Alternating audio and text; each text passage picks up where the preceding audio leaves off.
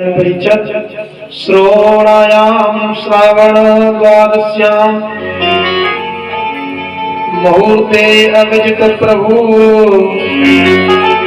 सर्वे नक्षत्र ताराध्यास चक्रो स्तंजनो दक्षिणम्।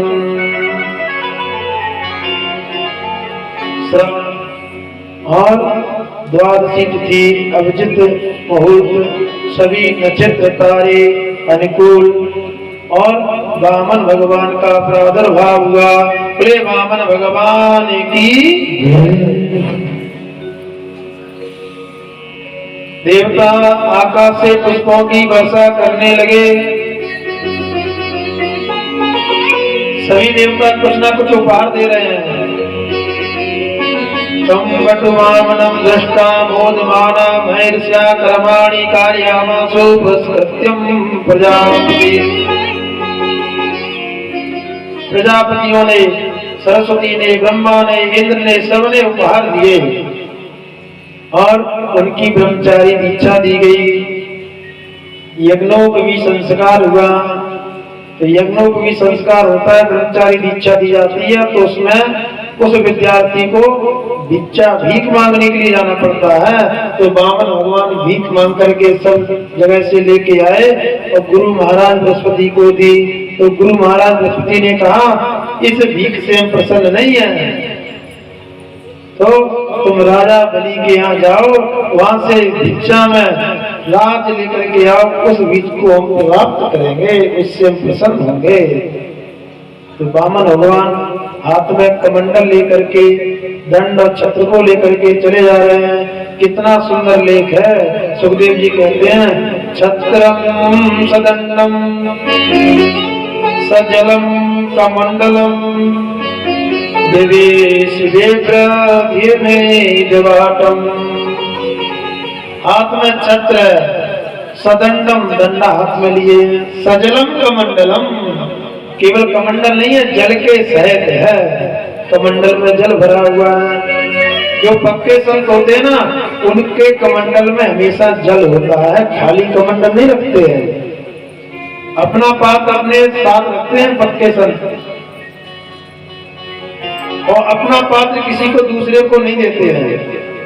ये खड़िया पलटन के होते ना,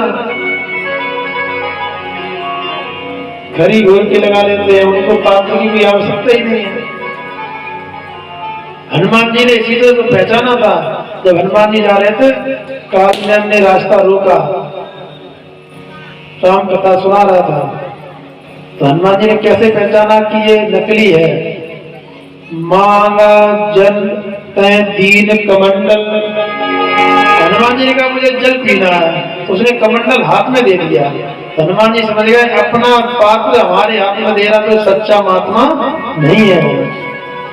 तो छत्रम सदंडम सजलम कमंडलम दिवेश जवाटम। छोटे से भगवान टकोर टकोर और जाकर के नर्मदा के तट पर राजा बलि की यज्ञशाला की तरफ चले। तो राजा बलि वहां पर पूर्ण आहुति करने वाला था।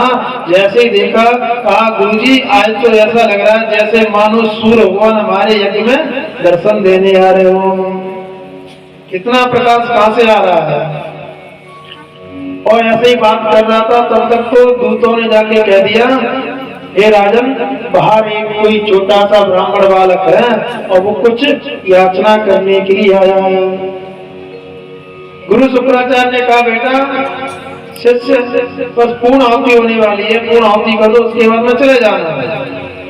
राजा बलि ने कहा नहीं गुरुजी, जब तक याचक दरवाजे पर खड़ा है तब तक पूर्ण आहुति यज्ञ कैसे हो सकती है, उसको देने के बाद में वापस आता हूँ।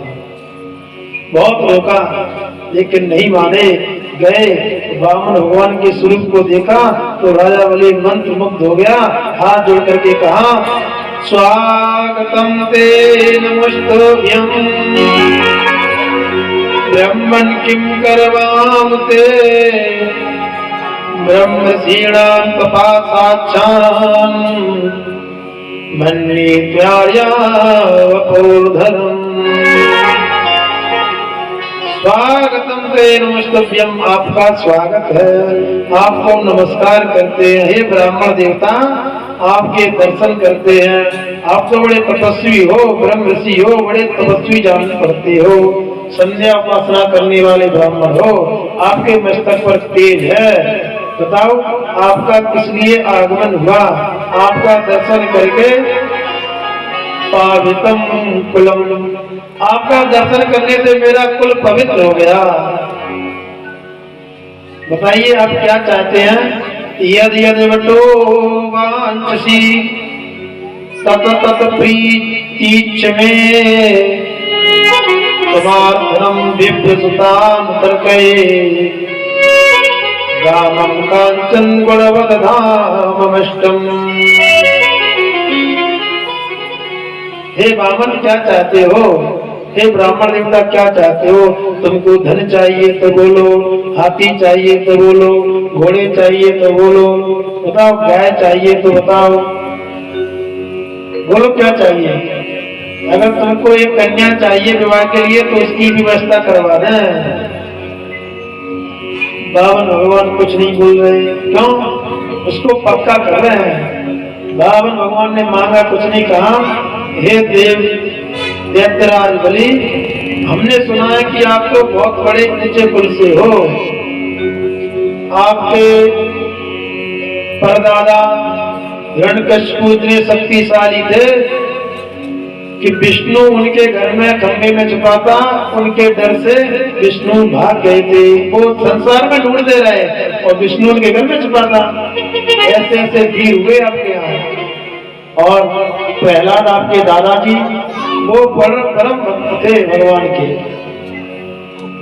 उनके पितरों की प्रशंसा की। एक जमाना ऐसा था जब लोग अपने पुरखों की, पूर्वजों की प्रशंसा सुनते थे और खुश होते थे पितरों की। अब पितरों की प्रशंसा सुनना पसंद नहीं करते हैं, पुत्रियों की मतलब पुत्रों की। मेरा लड़का, मेरी लड़की। बलि ने देखा कि हम तो देखने में छोटे और लेकिन बातें कर रहे हैं बाबाओं के जमाने की। भगवान ने कहा तुम तो देने में बहुत बड़े दाता हो, हमने तुम्हारा नाम सुना है, लेकिन अगर देना चाहते हो तो मांगेंगे तभी जब आप हाँ करो कि देंगे। बलि ने कहा तुम जो मांगो वो देंगे।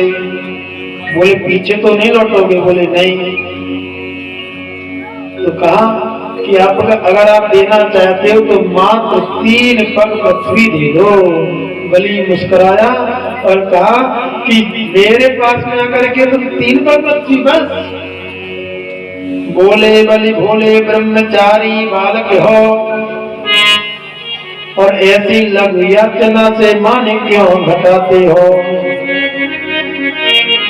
अरे संसार के लोग कहेंगे राजा बलि इतना बड़ा दाता था, उसके पास में एक ब्राह्मण देवता आया तो केवल 3 पग पृथ्वी दी। मेरी हंसी हो जाएगी। अरे कुछ और मांगो। बोले बलि भोले ब्रह्मचारी बालक हो और ऐसी लघु याचना से माने क्यों घटाते हो? 3 पग पृथ्वी नाप कितनी सी तुम्हारी और कुल बामन अंगुल के ही दिखलाते हो। अल्पमति पाए के कल्प वृक्ष विप्रवर, मांगने में तुम इतना क्यों सकुचाते हो? सकुचाने की बात नहीं है, मेरे पास आए हो तो दिल खोल के मांग लो। तो बामन भगवान कहते हम संतोषी ब्राह्मण हैं, जितनी आवश्यकता होती उतना ही लेते हैं, उससे ज्यादा नहीं लेते हैं। असंतुष्टा दुजानष्टा संतुष्टा मही भुजा, सालज्जा गणका नष्टा निर्लज्जा कुलांगना। ब्राह्मण अगर असंतोषी हो जाए तो वो नष्ट हो जाता है और राजा संतोषी हो जाए तो नष्ट हो जाएगा, क्योंकि उसकी राज सीमा कम होती जाएगी। राजा को कभी भी संतोष नहीं रखना चाहिए। और ब्राह्मण को असंतोष नहीं रखना चाहिए। कुलवती स्त्री को लज्जा के सहित रहना चाहिए और लड़का को लज्जा की आवश्यकता नहीं है। हम संतोषी हैं, जितनी जरूरत होती उतना लेते हैं। अभी हम कहीं भी जप करने बैठते हैं तो कोई आके कहता है बाबा खड़े हो जाओ, आज यहाँ जप कर रहे हो, कल आश्रम बनाओगे, परसों कुटिया बना दोगे, विशाल बड़े बड़े मंदिर बना दोगे, हमारी जगह पर कब्जा कर लोगे। इसलिए हमको ऐसी जगह चाहिए जो हमारे नाम से रजिस्ट्री हो, हमको कोई वहां से हटा नहीं सके। इसलिए 3 पग पृथ्वी हमको दे दो जो हमारे नाम से रजिस्ट्री हो। तो शुक्राचार्य जी ने देखा कि बहुत समय हो गया और पूर्ण आरती होनी है, मेरा शिष्य लौट के नहीं आया। तो वहां से दौड़ लगाई, आकर के देखा शुक्राचार्य जी ने तो समझ गए 52-53 कुछ नहीं है। कहा बेटा इनके चक्कर में मत पड़ो। क्यों? इनके चक्कर में मत पड़ो, इनको दान देने से तुम्हें कुछ नहीं मिलेगा। क्यों? एस वैरोचने साक्षात भगवान विष्णुरत्या कश्यपाद दुर्जातो देवानाम कार्य साधिका। अरे ये तो देवताओं के कार्य को बनाने के लिए कश्यप प्रतिज्ञा इन्होंने अवतार लिया है। तो बलि ने कहा गुरुजी हमारे दोनों आत्मा लड्डू हैं, अगर ये साक्षात विष्णु हैं तो संसार में लोग कहेंगे देखो बलि इतना बड़ा प्रतापी राजा था कि भगवान को भी आकर के उसके यहाँ भिखारी बनना पड़ा। और अगर ये विष्णु नहीं है, अगर ये ब्राह्मण है तो कितना कूदेंगे, कितना नापेंगे, 3 पैर में मेरा कुछ जाने वाला नहीं है। बहुत समझाया, कहा जिन देव नाम तुम्हें को राजा बलि क्यों चक्कर में पड़े हो। जिन देव दान जमीन को राजा बलि, जिन देव दान जमीन को राजा बलि, जिन देव दान जमीन।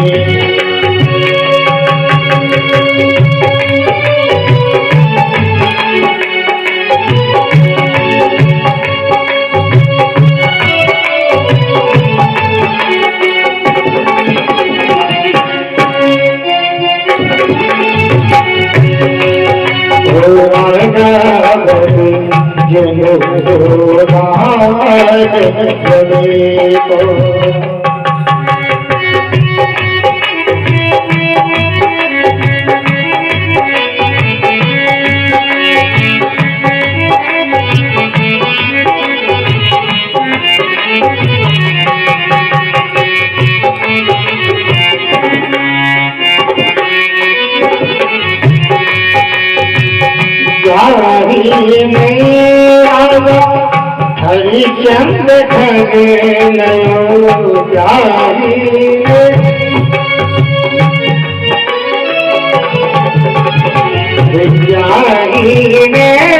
राजा हरिचंद ठग लयो, हरिचंद ठग लयो।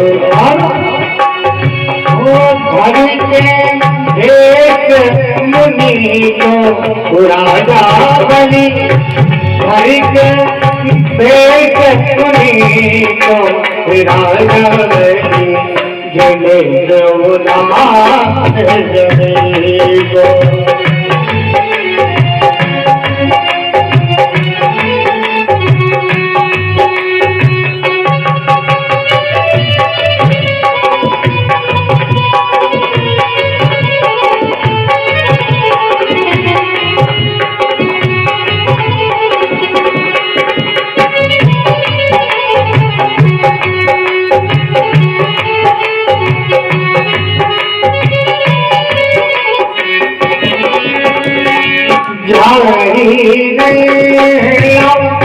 खुशी को मारो खुशको मारो, खुशको मारो खुशी को मारो।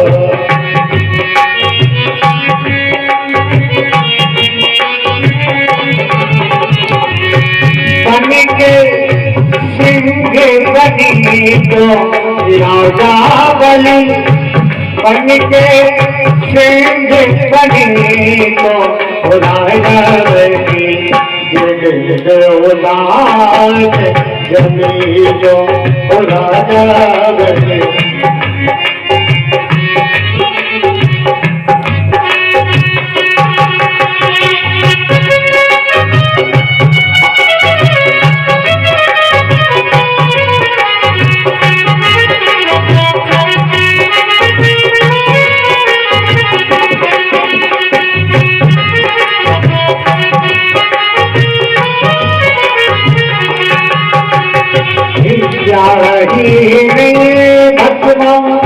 सुर को मारो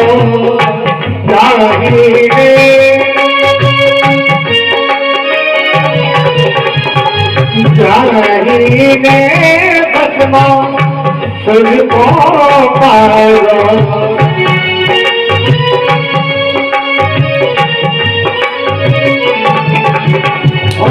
धन के भेष जनी को राजा बलि, धन के भेष जनी को राजा बलि, जिने देवता ने जनी को राजा बलि, जिने देवता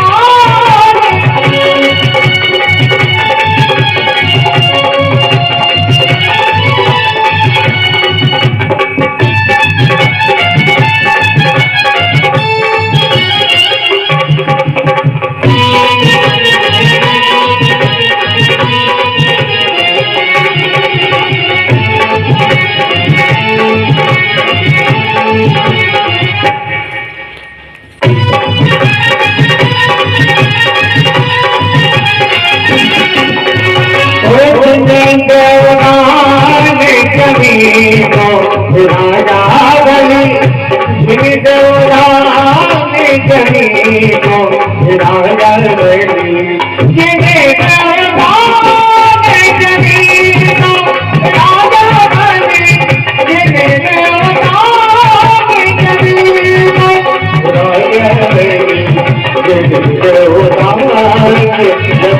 को राजा बलि,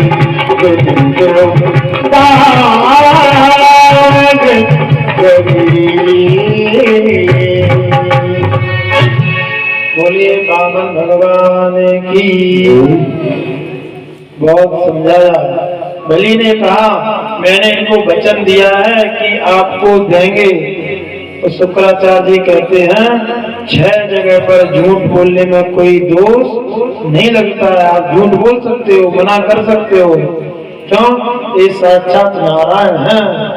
कौन कौन सी जगह झूठ बोल सकते हो? ये शुक्राचार्य जी की नीति है। शुक्राचार्य की नीति कहती है स्त्री से नरम विवाहे चार्थे प्राण संकटे गौ ब्राह्मणार्थी हिंसायाम नानतम जुगोप्सितम। स्त्री सु पत्नी से झूठ बोलने में कोई दोष नहीं है। देखो भैया, यहाँ की लोग बोलते हैं सच बोलना, तो अपने यहाँ की कह रहे हैं बोलो बालकृष्ण भगवान की। देखो कुछ बातें ऐसी हैं जो पत्नी से झूठ बोलने में दोष नहीं है। कौन सी बात?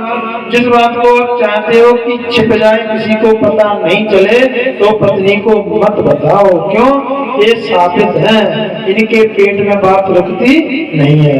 अगर एक संपुट लगा दो, बहन तुम्हें पता है कल पीछे गली में क्या हो गया, तो क्या हो गया पूरी बात बताएंगी, कहेंगी कि किसी से कहना नहीं।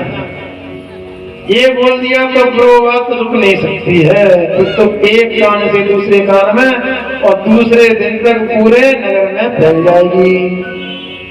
जिस बात को छिपाना चाहते हो उस बात को अपनी पत्नी से सत्य नहीं बोलो, बाकी सब बातें सत्य बोलो।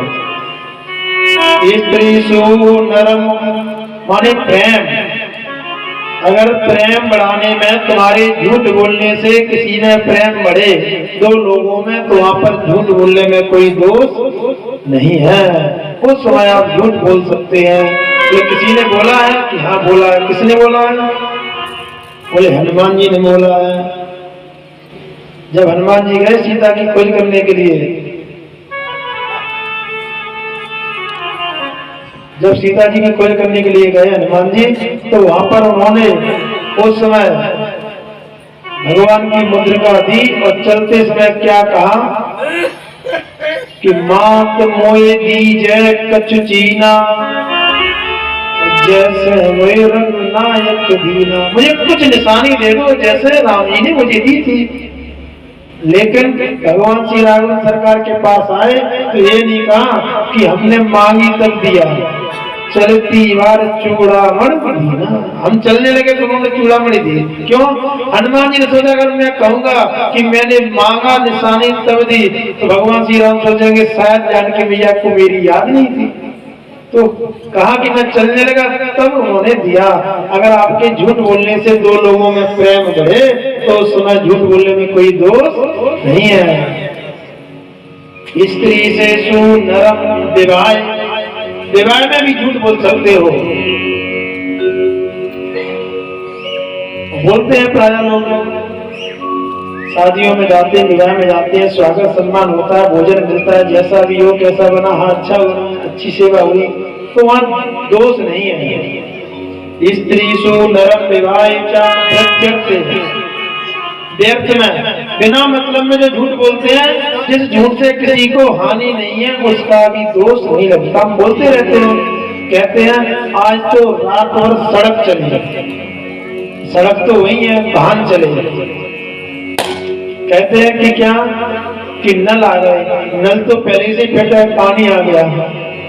तो ऐसे जो व्यर्थ के झूठ हैं, इन झूठों से किसी को हानि नहीं है, तो इन झूठों का पाप नहीं लगता।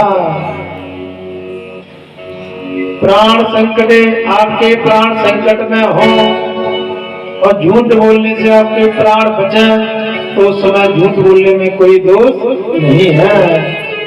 सर्वस्व लुट रहा हो, सब कुछ जा रहा हो तो झूठ बोल सकते हो। गौ ब्राह्मण हिंसायाम, आपके झूठ बोलने से गाय और ब्राह्मण की हिंसा बचे तो उस समय झूठ बोलने में कोई दोष नहीं है। हे राजन, बलि आज तुम्हारा सब कुछ लुट जाएगा इसलिए मना कर दो। बलि ने कहा नहीं, हम तो देंगे। कहा नाप लो। तो भगवान ने सोचा कहीं बाद में लौट ना जाए, क्योंकि अभी इसने मुंह से बोला है, लेकिन अब इसका संकल्प ले लें। भगवान ने कहा देखो हम कर्मकांडी ब्राह्मण हैं, बिना संकल्प के दान नहीं लेते, पहले संकल्प करो। गुरु शुक्राचार्य जी ने मना कर दिया कि हम संकल्प नहीं पढ़ेंगे। बामन भगवान ने कहा संकल्प पढ़ना हमको आता है। अंजलि की अंजलि में जल डालने को हुए तो श्रीमद् भागवत में तो एक कथा नहीं है, अन्य जगह से श्रवण करने में मिला कि भगवान शुक्राचार्य जी सागर की टोटी में बैठ गए। जब जल ही नहीं निकलेगा तो संकल्प नहीं होगा। क्यों? गुरु अपने शिष्य का कभी बुरा नहीं देख सकता। जानते थे कि 1.5 थोड़े समय के लिए केवल ये श्री ही होने वाले हैं।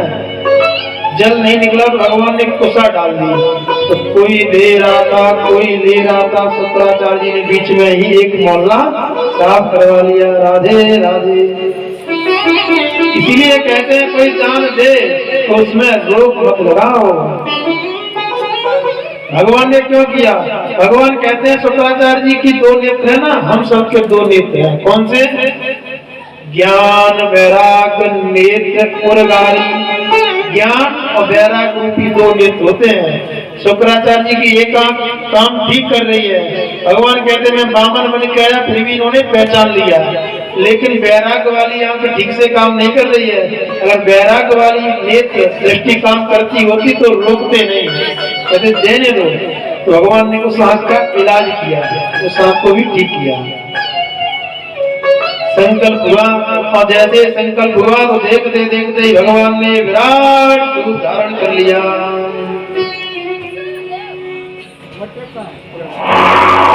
विकराल रूप धारण कर लिया। सैनिक दौड़ने लगे, चिल्लाने लगे बंदी बना लो, बंदी बना लो। राजा बलि ने कहा नहीं नहीं नहीं, ये तो ब्राह्मण देवता है, हमारे दरवाजे पर मांगने के लिए आए, बंदी मत बनावे। कहा वामन भगवान ने कहा कहां से नापू? बलि ने कहा जो देख रहे हो सब मेरा है, जहां से इच्छा हो वहां से नापो। भगवान ने एक पैर ऊपर बढ़ाया, जा करके सभी लोगों को विदिता हुआ, सप्त लोक में पहुंचा। ब्रह्मा जी बैठे थे, उन्होंने सोचा ऐसा अवसर नहीं मिलेगा, कमंडल में जल लिया, भगवान के अंगुष्ठ भाग को धो लिया, कमंडल गंगा का प्रादुर्भाव हुआ।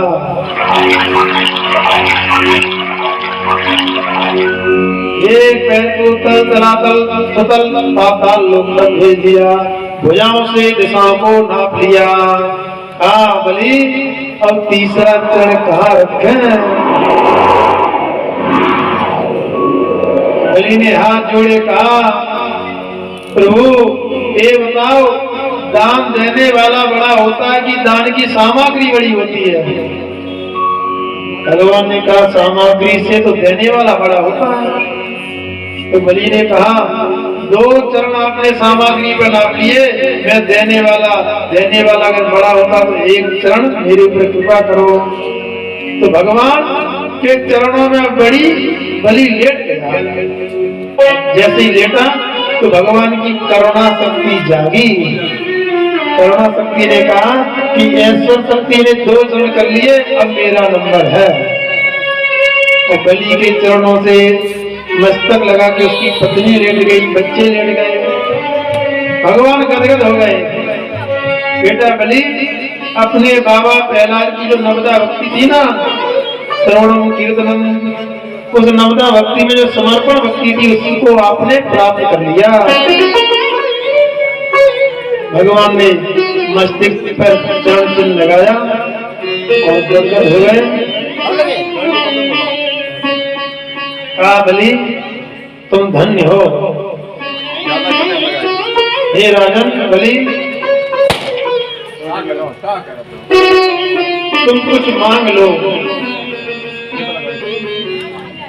बलि मुस्कुराया कि प्रभु मुझे कुछ नहीं चाहिए। भगवान कहते नहीं नहीं, तुम्हें कुछ लेना तो पड़ेगा। बोले क्यों? इसलिए लेना पड़ेगा, मैं जिसको दर्शन देता हूँ उससे मांगना ही पड़ता है। भगवान ने कहा कि लेना पड़ेगा। बलि मना कर रहा था, तो तब तक चलते चलते दर्शन करने के लिए शोर गुल सुन करके बलि की मैया आ गई। भगवान ने देखा तो भगवान ने बलि की माँ से कहा तुम कुछ मांग लो। मांग ले राज तिहुपुर को, मांग ले जथा वैकुंठ नसैनी, 16 श्रृंगार 12 आभूषण, जीवन बीच नई राजधानी। कृष्ण कहीं पुण्य बारंबार, देह धरी की है मजवानी। मांगने हुए सो मांग ले रानी। हे विंध्यावली रानी, आप क्या चाहती हो मांग लो। तीनों लोगों का राज, चाहे तो 16 श्रृंगार, तात्पर्य चाहो तो बैरोचन महाराज को जीवित भी कर जाए। हे रानी क्या चाहती हो मांग लो, बलि की माँ से कहा। तो विंध्यावली बोली कि हे स्वामी मुझे कुछ नहीं चाहिए, हे प्रभु मुझे कुछ नहीं चाहिए, बस एक बात की खुशी है। जब हम बैरोचन के साथ में सती होने के लिए जा रहे थे तो रोक दिया, तब मेरी समझ में नहीं आया क्यों रोका। आज समझ में आया, भली भई मैं ना जली बैरोचन के साथ, इन अखियों पे तो देखती हरी पसारत। अगर मैं उस दिन जल जाती तो आज नहीं देख पाती कि मेरे दरवाजे पर भगवान साक्षात तीनों लोगों के स्वामी हाथ पसारेंगे। मैं नहीं मांगूंगी। अरे मैं क्या मांगू, मैं भारत देश की हूँ। मेरा देश ऐसा है कि हाड़ त्याग गई धरनी, पग लौट भूमि धारत नाही, और रैन को त्याग गई चकई, कंठ को हेरत शत्रु किनाई। अरे तो भारत देश के पंछी ऐसे हैं, जमीन पर बैठना छोड़ दिया तो वो जमीन पर पैर नहीं रखती है। हाड़ नाम का पक्षी लकड़ी को साथ में लेकर के चलता है। और रैन को त्याग गई चकई, और कंत को हेरत शत्रु की नाही। अपने स्वामी को वह शत्रु की तरह देखती है। और कब के प्रभु दानी भय मोह तुझ द्वार पसारी बाही। और चाहे लौट के गंग पछाए को बह पर मंगन दे हम मांगत नाही। मेरे द्वार के मांग निहारे और मुँह से कहते मांग ले रानी। गंगा चाहे पश्चिम दिशा में बहने लगा लेकिन मंगन से वो कभी मांगते नहीं है। थोड़ी देर पहले मेरे दरवाजे पर मांगने आए थे, अब मुझसे कहते कि मांग ले रानी। कहा कि मैं मुझे कुछ नहीं चाहिए। भगवान ने कहा राजा बलि से, देखो तुम्हारे लिए हमने अच्छी व्यवस्था की है, तुम अभी चले जाओ पाताल लोक में और वहां पर राज्य करना। तुम्हारे लिए सुंदर भवन बनाया है। जब कहा कि वहां पर जाना, सुंदर भवन तुम्हारे लिए तैयार है, वही निवास करना, तो बलि ने सोचा अच्छा मौका है, अब मांग लेते हैं। तो बलि ने कहा प्रभु ऐसी कृपा करो। बोले क्या कि हम तो पाताल लोक में चलेंगे, आपको भी साथ में चलना पड़ेगा। भगवान ने कहा क्यों? तो कहा आपको इसलिए चलना पड़ेगा, हम प्रतिदिन आपके ऐसे ही दर्शन करते रहे, आप हमारे द्वारपाल बन जाओ। भगवान ने कहा 52 दरवाजे का महल है, कौन से दरवाजे पर? बलि ने कहा हमें मतलब नहीं है, जिस दरवाजे से निकले उस दरवाजे पर आप मिले, बस यही हमारी इच्छा है। तो ठगने वाला मेला है, ठगने गए थे खुद ठग गए। बोलो राधे राधे। अब खुद ठग गए। अब राजा बलि के यहाँ चौकीदारी कर रहे हैं। जिस भी दरवाजे से राजा बलि निकलता है उसी दरवाजे पर खड़े मिलते हैं। बहुत समय हो गया, देवलोक के काम ठप, लक्ष्मी मैया अप्लाई, कैसे काम चलेगा? नारद जी गए, नारद जी से पूछा स्वामी बहुत दिनों से नहीं आए, क्या हुआ? नारद जी ने कहा उन्हें नौकरी मिल गई चौकीदारी की, सिक्योरिटी की, सिक्योरिटी कर रहे हैं राजा बलि के यहाँ। कैसे काम चलेगा? तो कहा कि जाओ आप उनसे मांग लो। बोले कैसे देंगे क्या? तो नारद जी ने कहा नहीं ऐसे मत जाना, आप भेष बदल के जाना। और भेष बदल के कहीं श्रावण का महीना और जो त्योहार आता ना श्रावण में रक्षाबंधन का, भाई बहन का बड़ा प्रतीक है, प्रेम का प्रतीक है। बहन भाई के हाथ में रक्षा सूत्र बांधती है, राखी। तो राखी का त्योहार आया, बहन भाई का जो प्रेम होता है वो अटूट प्रेम होता है, लेकिन बहन भाई को बहुत चाहती है, भाई भी चाहते हैं। अगर भाई बहन को बुलाए, भाई बहन को बुलाए तो बहन दौड़ी दौड़ी आती है, और बहन बुलाए तो भाई थोड़ा आलस भी कर सकता है। तो आज राजा बलि के द्वार और लक्ष्मी मैया बहन बन के छोटे भैया तेरे दाग बहना बड़ी दूर से आई।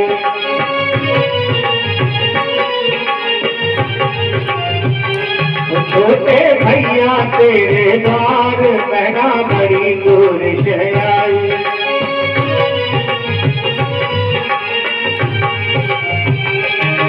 भैया मेरी है इच्छा मंगवा लो मुझसे बच्चा। भैया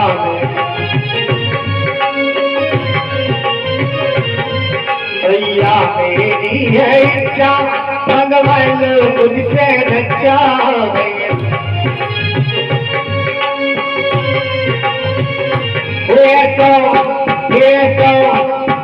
तो समय न बारंबार बहना बड़ी दूर से आई।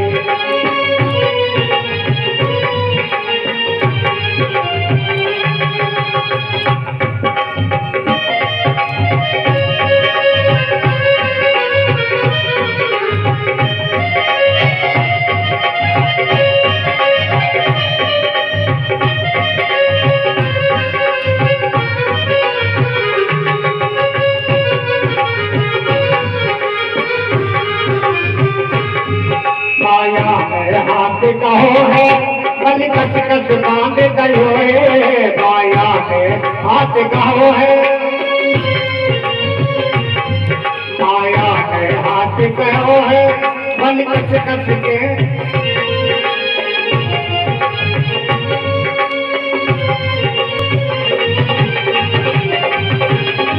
सेना बड़ी दूर से आई भैया, बड़ी दूर से आई।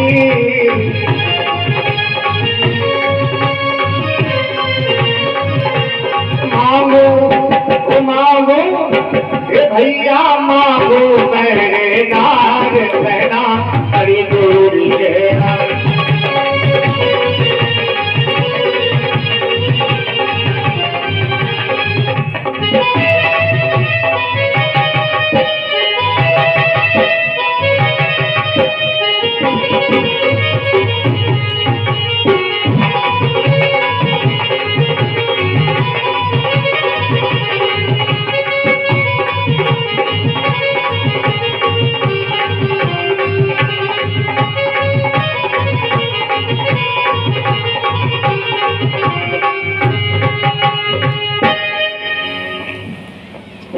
कृष्ण भगवान की जय। लक्ष्मी ने करी पुकार, दौड़े दौड़े पहुंचे दूत, महाराज की जय हो, आपकी बहन खड़ी है द्वार। तो बलि चकराए कि मेरी कोई बहन नहीं है, लेकिन सोचा कोई आई है तो शायद उसके कोई नहीं होगा भाई।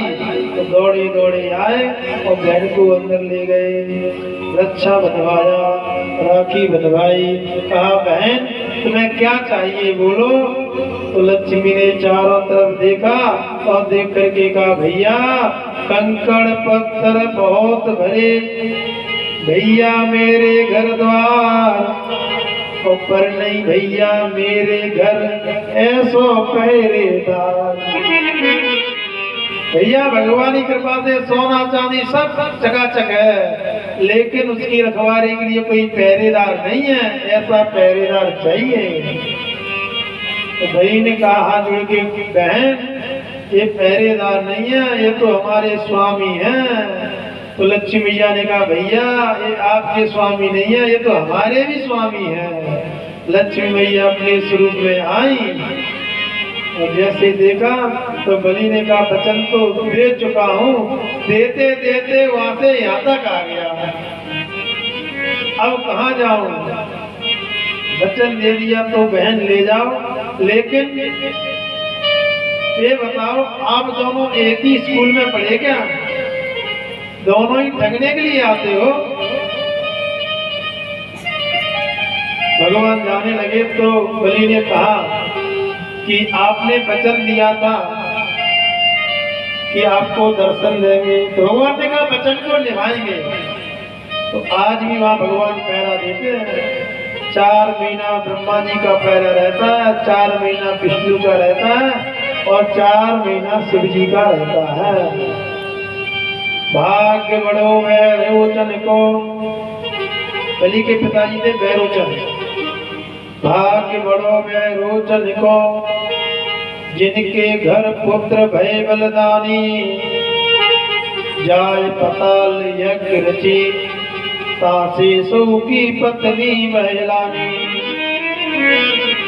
दानव देव सो मिल होम करें, पावक जोत महाजन रानी, जामुक तेरा सांची कुंजई, कारण प्रात बफात है पानी।